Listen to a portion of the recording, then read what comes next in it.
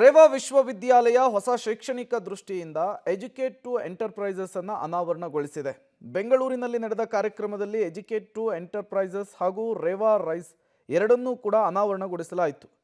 ಬದಲಾಗ್ತಾ ಇರುವ ಜಗತ್ತು ಮತ್ತು ತಂತ್ರಜ್ಞಾನಕ್ಕೆ ವಿದ್ಯಾರ್ಥಿಗಳನ್ನು ಸಿದ್ಧಪಡಿಸುವುದು, ವಿದ್ಯಾರ್ಥಿಯು ಯಾವುದೇ ಶೈಕ್ಷಣಿಕ ಹಿನ್ನೆಲೆ ಹೊಂದಿದ್ರೂ ಕಡ್ಡಾಯವಾಗಿ ಉದ್ಯಮ ಆರಂಭಿಸುವ ಆಲೋಚನೆಯೊಂದಿಗೆ ಪದವಿಯನ್ನು ಪಡಿಬೇಕು ಎಂಬುದು ರೇವಾ ವಿಶ್ವವಿದ್ಯಾಲಯದ ಗುರಿಯಾಗಿದೆ. ಇದಲ್ಲದೆ ಗ್ರಾಮೀಣ ಭಾಗದ ಪ್ರತಿಭಾನ್ವಿತ ವಿದ್ಯಾರ್ಥಿಗಳಿಗೆ ರೇವಾ ರೈಸನ್ನು ಪರಿಚಯಿಸಲಾಗಿದೆ. ವಿದ್ಯಾರ್ಥಿ ವೇತನ ನೀಡುವ ಮೂಲಕ ಪ್ರತಿಭಾನ್ವಿತ ಮಕ್ಕಳಿಗೆ ಇನ್ನಷ್ಟು ಪ್ರೋತ್ಸಾಹ ನೀಡುವ ಉದ್ದೇಶವನ್ನು ಇದು ಹೊಂದಿದೆ.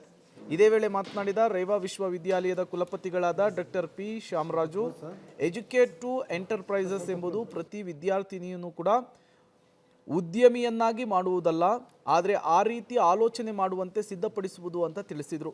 ಮಕ್ಕಳು ಯಾವತ್ತೂ ಕೂಡ ಜಾಬ್ ಪ್ರೊವೈಡರ್ ಆಗಬೇಕು, ಇದು ನನ್ನ ಕನಸು ಅಂತ ಕೂಡ ತಿಳಿಸಿದ್ದಾರೆ. ಈ ರೈಸ್ ಅನ್ನೋದನ್ನು ಇದು ಮಾಡಿದ್ರು, ಅಂದರೆ ಸ್ಕಾಲರ್ಶಿಪ್ಸ್ ಅನೌನ್ಸ್ ಮಾಡಿದ್ದಿರಬಹುದು.